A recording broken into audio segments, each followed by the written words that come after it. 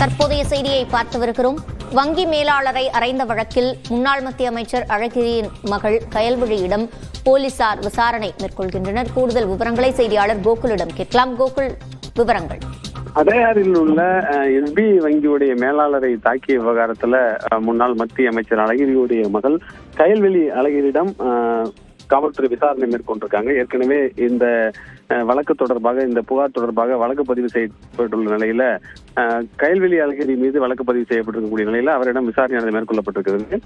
இந்த கட்டடத்துடைய உரிமையாளராக கயல்விழி அழகிரி இருந்திருக்கார். அந்த வங்கி அந்த கட்டடத்தில் தான் செயல்பட்டு வருகிறது.